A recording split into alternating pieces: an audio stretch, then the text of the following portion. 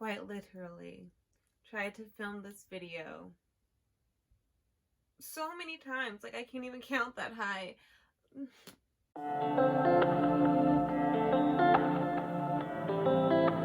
Hey y'all, it's Kalia Monique. My first name's Kalia, my middle name's Monique. It's Kalia Monique.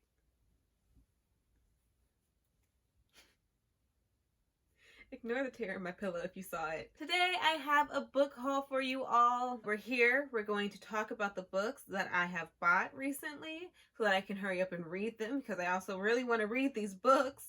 Also highlight some amazing people who have gifted me some books. I am so excited to be doing this video. That is why, despite trying to film it 6 other times and failing, I am still here and I'm still going to film it. Okay? All of these books I have acquired over the months of July and August. Honestly, considering I have over 20 books here, that is a problem. That is an issue. And that is the reason why I am going on a book buying ban for the month of September. That and the fact that my birthday is August 13th. So, August, huh? Who? Where? Whose birthday is that? Happy birthday to that person. But my birthday is October 13th. My birthday is October 13th, and I want to spoil myself for my birthday. And I am the type of person who it is my birthday month. And so, therefore, like literally, I start to get excited for my birthday in September. Like, literally, September will hit, and I'll be like, oh my god, October's coming next. Like, you know? Then October will hit, and I'll be like, oh my god, my birthday's in 2 weeks. I'm going on a book buying ban so that when October comes, I don't have to limit myself in the books that I want, and I can just spend, baby, spend, because it's my birthday. And if you think I don't have self-control now, I absolutely will not have self-control on my birthday. This is when the world was graced with my presence. So let's go ahead and get into this haul. Like I said, I have some novels, I have some comic books, I have some amazing gifts from my amazing friends. And yeah, first and foremost, we have Permanent Record by Mary H.K. Choi. I don't know how many times I can say this, but hey, I'll say it one more time. Probably not one more time. I probably will say it again.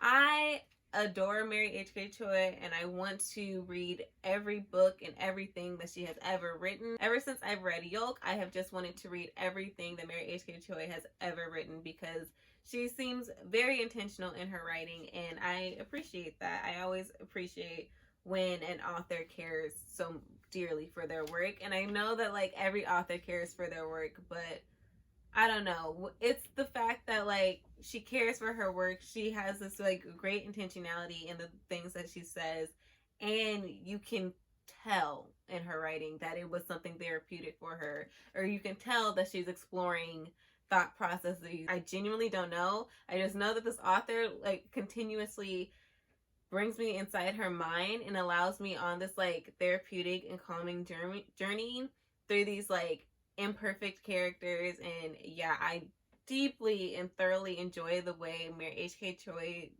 tackles relationships, because I would not say that she is a romance author. Like, even though I believe Emergency Contact is marketed as a romance, I personally would market it as a contemporary. The romance to me wasn't the main point. Like they both characters were dealing with their own things, and they very much built a friendship before they built a romantic relationship. And so I believe, in my opinion, that friendship and the way the friendship was built was far more valuable and far more important and integral to the story than the romance part of it. Permanent Record is about, again, I have filmed this video like 6 times. You would think I would know at this point, but here we are. On paper, college dropout Pablo Neruda Rhine doesn't have a whole lot going for him. Also, Juggernaut Leanne Smart has enough social media followers to populate whole continents. Honestly, if you ask me, Juggernaut sounds like a slur. Give me a moment. I would like to know what it means. Juggernaut, a huge, powerful, and overwhelming force. Oh, this is a lot. We love that. So it's sounding to me like an opposites attract type of romance. If there's romance, who knows? Find their way to each other. Although it doesn't look like they're kissing. Speaking of the cover, come out. Okay, I literally never struggled to get the dust jacket off of books, and the fact that this one's not coming off. But look it. Oh my god. Are you seeing? Can you see? Come off. Dramatic. But oh my goodness. Like, if you have a Mary H.K. Choi book and it is in paperback, why? Just why? Like, are you kidding me? How beautiful Yolk is. How beautiful this book is in hardcover. The only book of hers that isn't a stunning hardcover is Emergency Contact, and that was her debut. Every other one of her hardbacks have so much intentionality behind it. That's what I'm saying. Mary H.K. Choi cares, and I just bring it back, get it together. Okay. Yeah, very excited to get to this one. Next, I have my August book of the month and my add-ons for that. And that is the book that I chose for August is The Inheritance of Orquídea Divina by Zoraida Cordova. And forgive me if I pronounce that wrong, but yeah, I am thrilled to get to this book. It says, "The stars have shifted, the earth has turned. The time is here, I am dying. Come and collect your inheritance." We stand. From what I know about this book follows a family who the matriarch passes away, and I believe that when they go to collect their inheritance, she turns into a tree. That's not funny.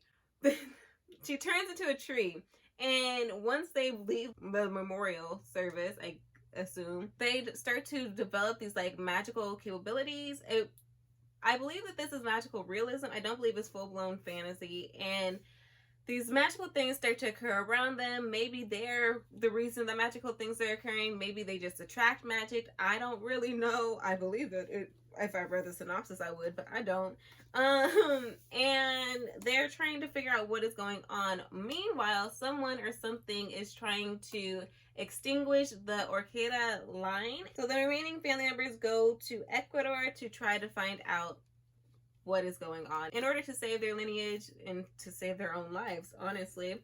And so, yeah, sounds like they inherited a lot of questions and not a single answer. So I am very excited to get to this book. It reminded me a lot, like the magical realism aspect reminded me a lot of Como Agua para Chocolate. Again, forgive my pronunciation. I have not studied Spanish in many years.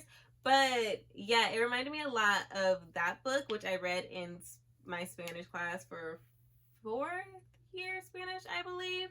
But also like the generational story kind of reminded me of Bestiary, which I also read recently. And I was like, I loved Como Agua para Chocolate and I love Bestiary, so we'll see what happens. But I also bought additional add-ons, and that is People We Meet on Vacation and Beach Read, both by Emily Henry. A lot of people that I really trust really love these two books. And so yeah, I want to love them too. Let's start with Beach Read because I believe that was Emily Henry's first adult novel. And Beach Read follows, I believe, not enemies to lovers, but rivals to lovers. I believe they were academic rivals when they were in college, and then they both went off to their respective careers.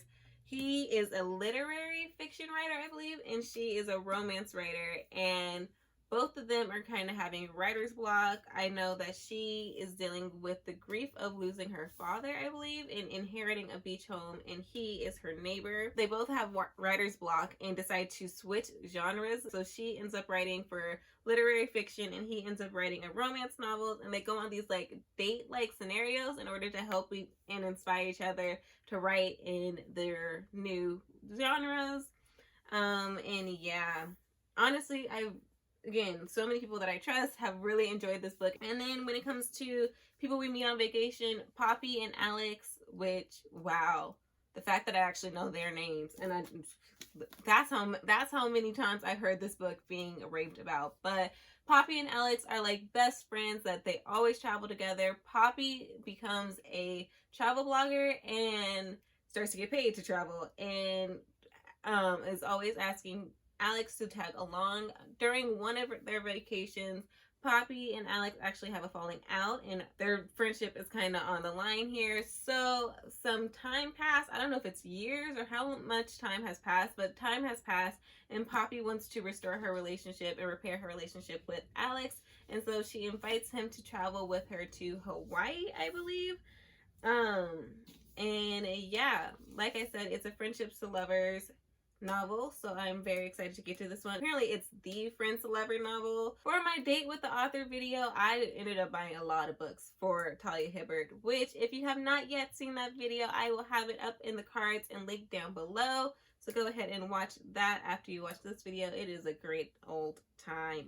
Anyways, so I bought a lot of books from Talia Hibbert, and one of which is The Princess Trap. I believe that this is a fake dating trope with a prince and a regular woman. So go off, sis. Way to finagle that and teach me your ways. I will fake date a prince whenever he wants to.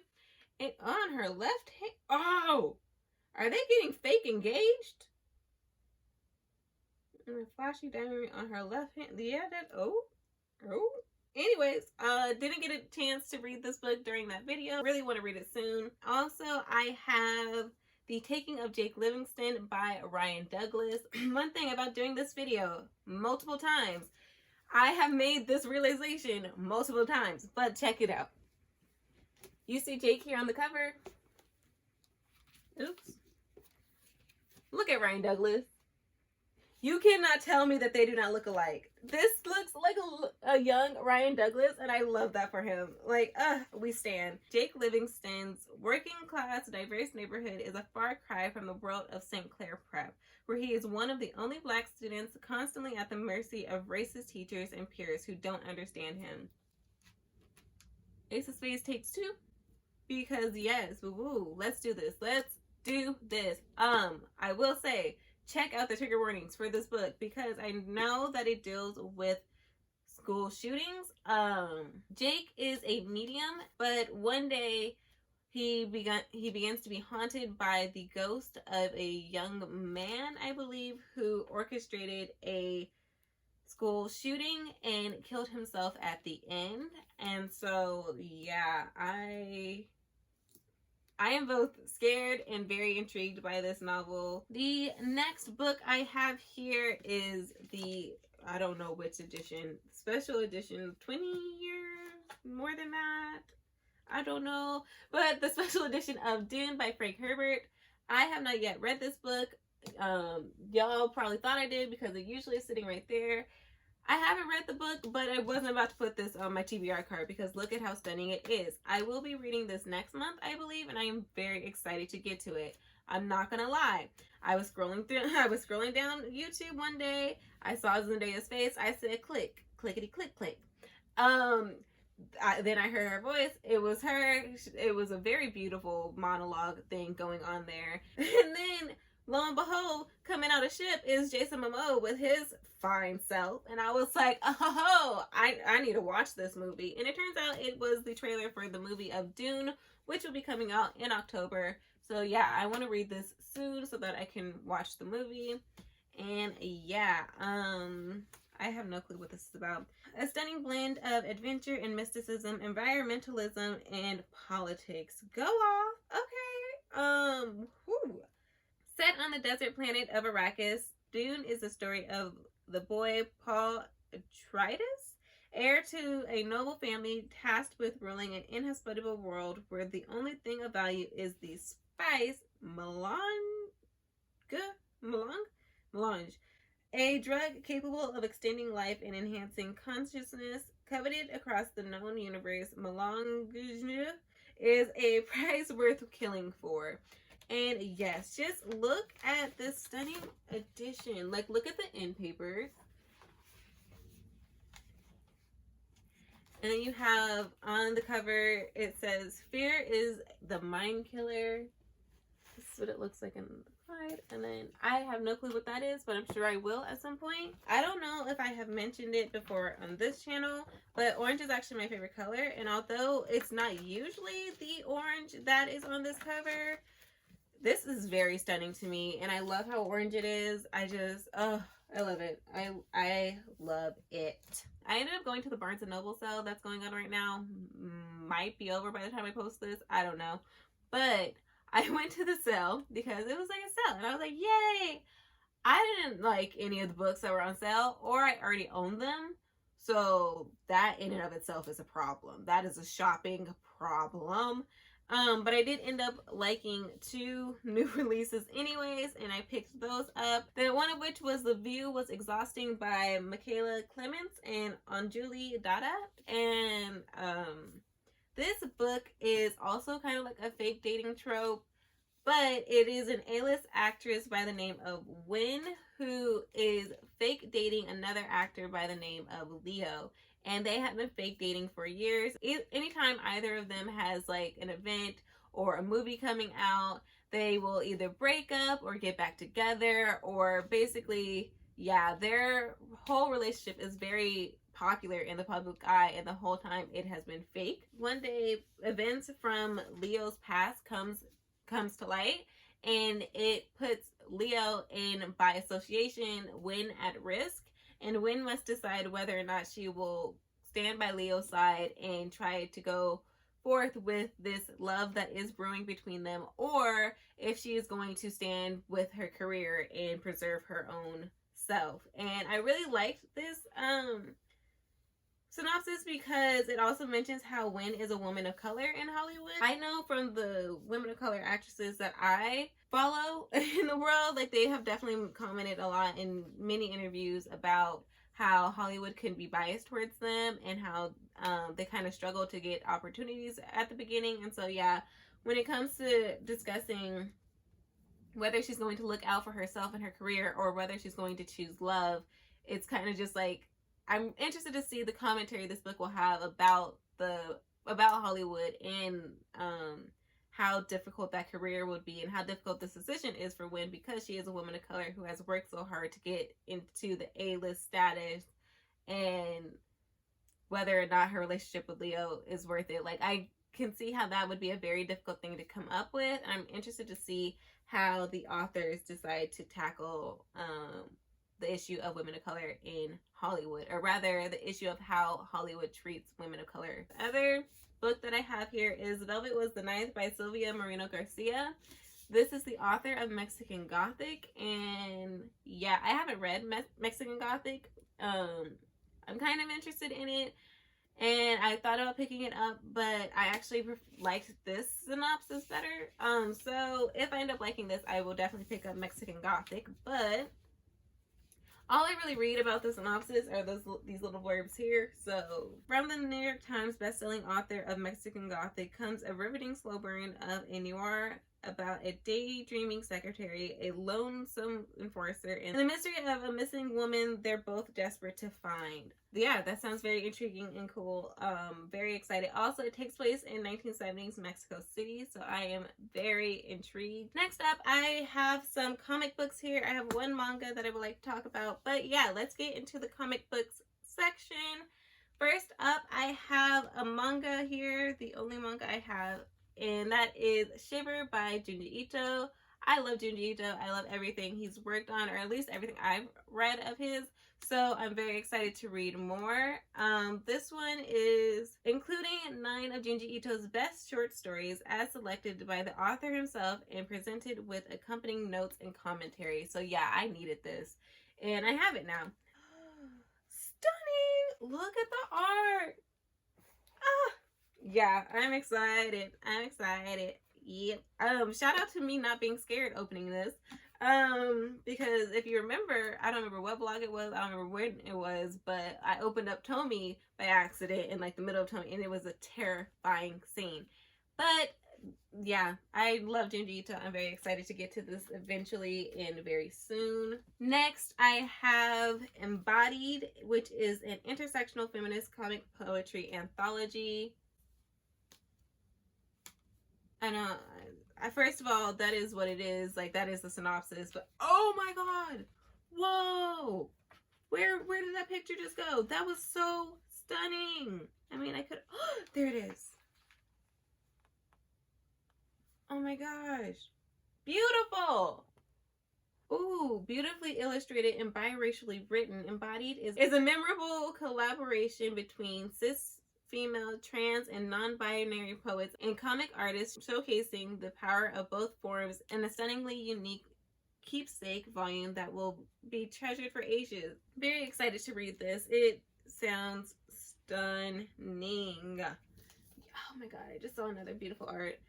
And I also need to stop flipping through pages of comics. Like, that wouldn't spoil me. The hell. Next up, I have the first 2 volumes of the Sex Criminals comic book series. In Sex Criminals, you follows a couple who finds out that when they both, I believe, have the big O, they can stop time. And what will you do with this information besides rob a bank or 2, or as many as you want, because you literally can control time. So yeah, they start to rob banks. Apparently there are other people that can stop time when they have the big O. So yeah, I have the first 2 volumes. I'm very excited to get to it. I will say I was a flipping, and I'm not seeing very many people of color at all in these 2 books. And I promise you, I will gladly be the black girl that can stop time when she has the big oop, and I'll do whatever I want. I will say though, I'm gonna need my partner to be very good at it. I'm gonna need them to be like very smart, because can't they like track bills? I don't need to get caught up in that. I'm all for doing the crime. I don't want to hurt anybody. But that's the point of stopping time. I can just do it. No, nobody get hurt. I grab the money. You, sir, figure out how we're going to hide it and like still spend it. And yeah, that's what I need. I'm just really interested in this story because one thing to me I find very interesting is when people are like, what would you do if you have superpowers? And everybody's like, I'm gonna be a superhero. No, you wouldn't.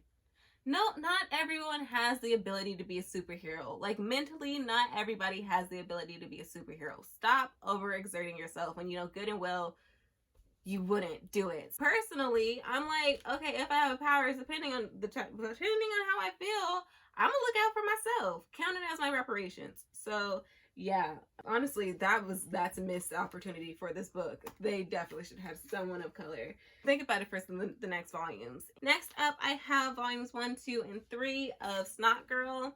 I have just been very interested in this story for a while. I really like the art. It was definitely one of those comics that I'm like, the art is what's really drawing me to it. Apparently, Snot Girl follows Lottie Pearson, who is a fashion blogger, and everyone assumes that she has like the best life. From her audience, it would be perceived that she just has everything together, but in real life she has horrible allergies that have her nose running all the time. Her boyfriend, I believe, just broke up with her. Like, sis is going through it, and hopefully, I believe this novel and the continuing novels talks about more of like her getting herself together. And yeah, I don't know, listen, with this cover, something done got together. Next up, I have the first 2 volumes of The Old Guard. The first one, I believe, it was turned into a Netflix film. I watched the Netflix film. I thought it was super cool. I liked it. I thought it was super cool. And so, yeah, I want to read the comics, and I bought the first 2 volumes of it. Or I bought book 1 and book 2 of The Old Guard. Basically, The Old Guard are 5 individuals, I believe. Sorry, 4 individuals who do not age for hundreds of years, and they have helped out different government agencies to get rid of problems that other people cannot do. But they never work with the same agency more than once, and yeah, this is basically how they go about life for hundreds of years, doing odd jobs. And by odd jobs, I mean killing people for different agencies in order to provide towards the greater good of humanity. Now, this has gone on for hundreds of years, but all of a sudden, after years and years have passed on, a new old guard appears. And so it's all about them helping the new old guard to find out that, yeah, you can't die. You cannot die. This is the life that you're gonna have to lead. And yeah, helping the new person along the lines with that. Next up will be the things that have been gifted to me by my amazing friends over at the Citadel. So thank you so much. I love you guys so much, and I really appreciate this. Honestly, I'm so excited to be getting done with this video so that I can read this stuff finally. But first and foremost, we have Paper Girls and The Diary of Blood, which Mel so kindly gifted me. Paper Girls, hold on, I'm gonna read the synopsis because in the early hours after Halloween of 1988, four 12-year-old newspaper delivery girls uncovered the most important story of all time. Suburban drama and supernatural mysteries collide in this smash hit series about nostalgia, first jobs, and the last days of childhood.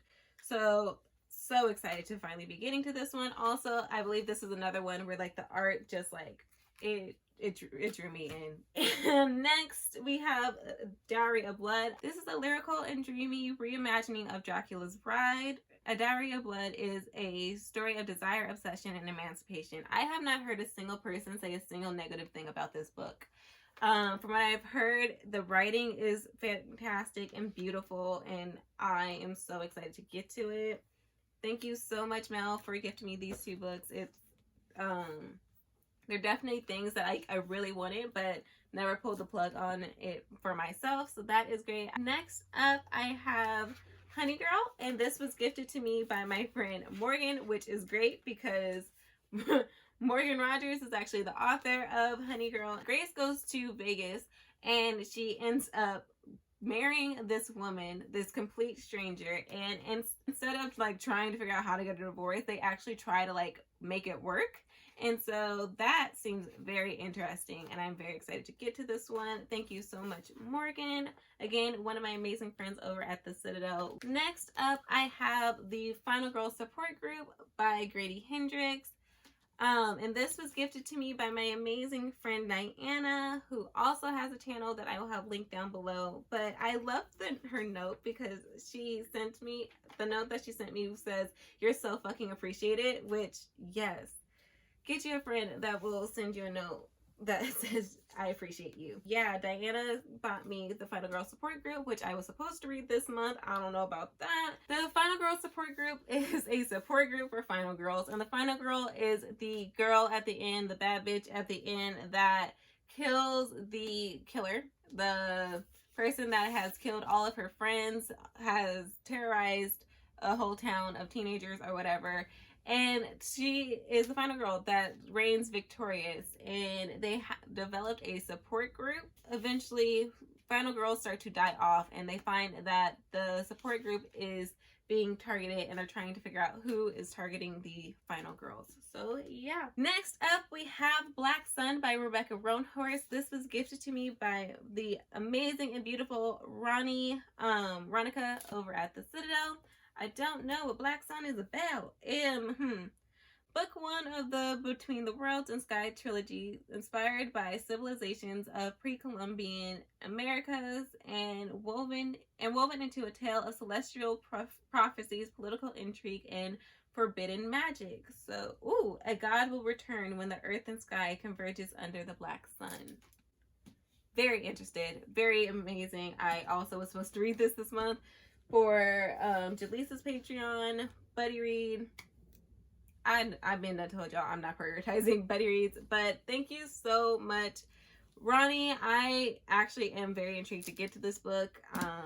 It sounds amazing. The cover is stunning. Like, I'm so happy that I have the physical, because I knew for a fact I wasn't gonna buy myself the physical. So thank you so much, Ronnie, for this. You're so great. Finally, I have It's Not About the Burqa, edited by Miriam Khan, and Black Girl Call Home, which is a collection of poems by Jasmine Means,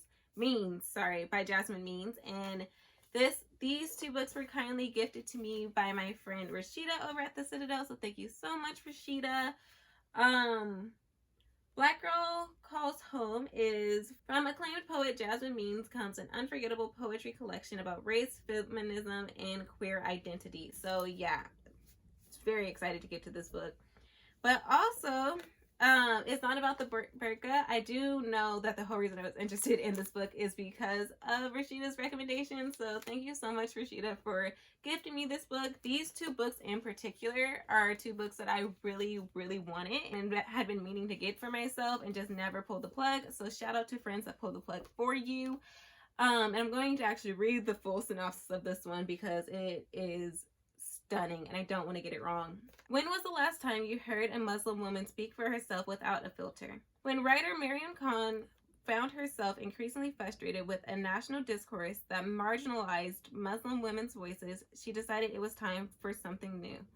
Why was she only hearing about Muslim women from other people? Why weren't Muslim women given the chance to speak for themselves?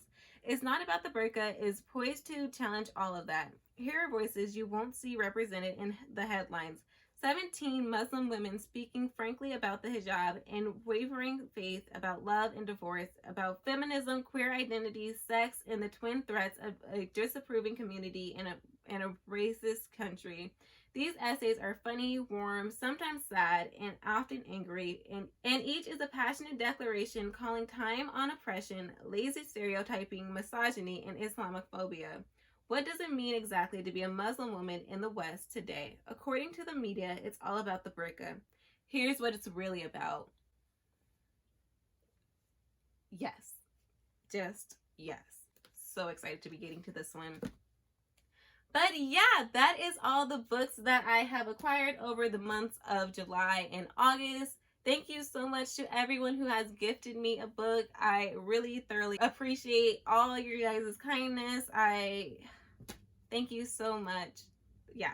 If you enjoyed this video, if you enjoyed my face, my voice, my extraness, go ahead and press that like button down below and press the subscribe button and the bell notification if you like to be notified when I upload. Are there any videos you would like to see my take on? Go ahead and leave your suggestions down below as well.